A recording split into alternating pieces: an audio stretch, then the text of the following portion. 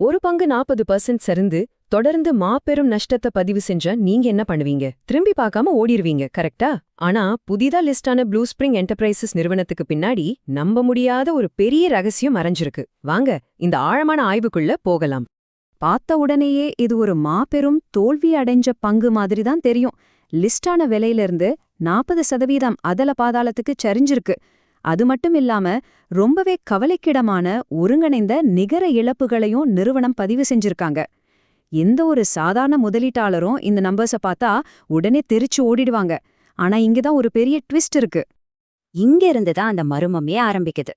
இந்த கம்பெனி தொடர்ந்து பணத்தை இழந்துட்டு வருது, எந்த நம்பிக்கையும் இல்ல அப்படின்னா டாடா மியூச்சுவல் ஃபண்ட் மாதிரி பெரிய ஆளுங்க ஏன் சத்தமே இல்லாம 11 லட்சத்துக்கும் மேலான பங்குகளை வாங்கி குவிக்கிறாங்க?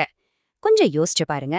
மார்க்கெட்ல இருக்கிற புத்திசாலியான முதலீடாளர்கள் எதையோ பார்த்திருக்காங்க, அது பொதுமக்களோட கண்களுக்கு தெரியல. ஸ்கிப் பண்ணாம தொடர்ந்து பாருங்க.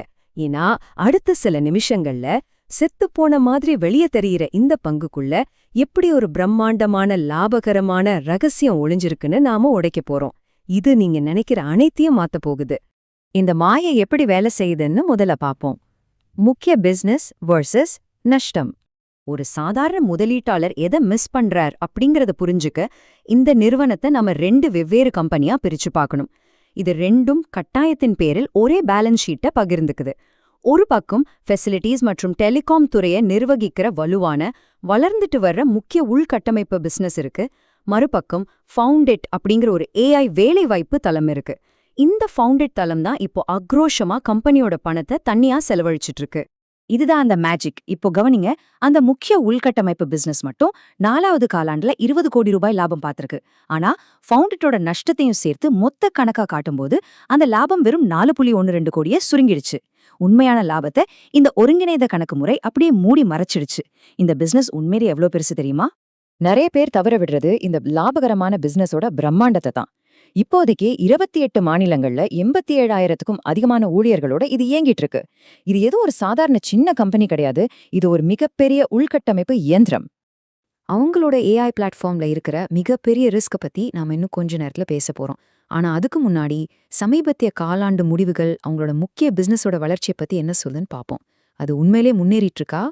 இங்க இருக்கிற எல்லா நம்பர்ஸையும் நீங்க பார்க்கணும்னு அவசியம் இல்ல. அந்த அம்புக்குறிகளை மட்டும் பாருங்க. வருவாய் பெருசா வளரலனாலும் செலவுகளை ரொம்ப சரியா குறைச்சதுனால இவங்களோட ஈபிடிஏ லாப வரம்பு 3.3% 4வது காலாண்டுல 4.2% எகிரியிருக்கு. இது சாதாரண விஷயம் கிடையாது. சற்று பொறுங்கள், இது அனைத்தையும் மாத்துது. நீங்க இப்போ இத பாத்துட்டு இருக்கீங்கன்னா கீழே கமெண்ட் பண்ணுங்க.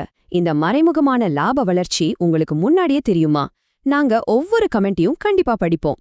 அப்படியே இந்த ஆய்விலிருந்து உங்களுக்கு புதுசா ஒரு விஷயம் கத்துக்கிட்டீங்கன்னு நினைச்சா இப்போதே லைக் பட்டனை தட்டுங்க. 1 செகண்ட் தான் ஆகும். ஆனா இது எங்கள மாதிரி கிரியேட்டர்ஸ்க்கு ரொம்ப பெரிய சப்போர்ட்டா இருக்கும். நிதிநிலை அறிக்கைகள்ல இதுதான் உண்மையான வாவ் மொமெண்ட். இந்த கம்பெனி 3,380 கோடி ரூபாய்க்கும் மேல வருமானத்தை உருவாக்குது. ஆனாலும் EV to சேல்ஸ்ல வெறும் 0.3 மடங்கு அப்படிங்கிற அடிமட்ட ரேட்ல வர்த்தகமாயிட்டு இருக்கு. யோசிச்சு பாருங்க, இவ்ளோ பெரிய வருவாய் ஈட்டும் ஒரு நிறுவனம் அடி மாட்டு விலைக்கு கிடைக்குது. ஆனா இங்கதான் விஷயமே தீவிரமா மாறத் தொடங்குது. இவ்ளோ கம்மியான விலையில ஒரு பங்கு கிடைக்குதுன்னா கண்டிப்பா அதுக்கு பின்னாடி ஒரு பெரிய கேட்ச் இருக்கணும்ல. சில கடுமையான சிக்கல்கள் எல்லாமே இந்த விலை கிடைக்காது. அது என்ன? முதலீட்டாளர்களோட நம்பிக்கைக்கும் நிறுவனத்தோட செயல்பாட்டுச் சிக்கல்களுக்கும் இடையில இருக்கிற உண்மையான நிலவரத்தை இப்ப பாப்போம். வெறும் நம்பர்ஸை மட்டும் நம்பி நாம ஏமாந்துடக்கூடாது. வீழ்ச்சியிலிருந்து கம்பெனியை மீட்டெடுக்கிற அளவுக்கு இவங்க நிர்வாகத்துக்கு திறமை இருக்கான்னு பார்க்கும்போது அவங்க சொன்ன மாதிரி முக்கிய லாப வரம்பு இலக்குகளை ரீச் பண்ணிட்டாங்க. STAG கம்பெனியையும் வெற்றிகரமா வாங்கிட்டாங்க. ஆனா பணத்தை தண்ணியா செலவழிச்சிட்டு இருக்கிற அந்த ஃபவுண்டட் பிளாட்ஃபார்ம் நஷ்டத்திலிருந்து மீண்டு வர இலக்க மட்டும் திரும்ப திரும்ப தள்ளி போட்டு இப்போ FY27க்கு மாத்திட்டாங்க. இது ஒரு மிகப்பெரிய ரிஸ்க். இவ்ளோ தாமதம் இருந்தும் உஷாரான முதலீட்டாளர்கள் இந்த பங்கு கெட்டியா பிடிச்சிட்டு இருக்காங்க. ப்ரொமோட்டர்கள் 58%க்கும் மேல பங்குகளை வச்சிருக்காங்க. அதுல ஒரு பங்கு கூட அடமானம் வைக்கப்படல. இது கார்ப்பரேட் நிர்வாகத்துல ஒரு மிகப்பெரிய கிரீன் சிக்னல். நிர்வாகத்தின் மேல இருக்கிற நம்பிக்கைய இது பலப்படுத்துது. எதிர்காலத்தை எடுத்துக்கிட்டா இப்போ வெற்றிகரமா முடிஞ்சிருக்கிற அந்த ஸ்டியாக் கையகப்படுத்துதல் ஒரு உண்மையான உந்து சக்தி. இது அவங்க சரியா ஒருங்கிணைச்சாங்கன்னா FY27ல இவங்களோட லாப வரம்பு இன்னும் 100 அடிப்படை புள்ளிகள் வரைக்கும் உயரும். இந்த டர்ன் அரவுண்டுக்கான மாஸ்டர் கீ இதுதான்.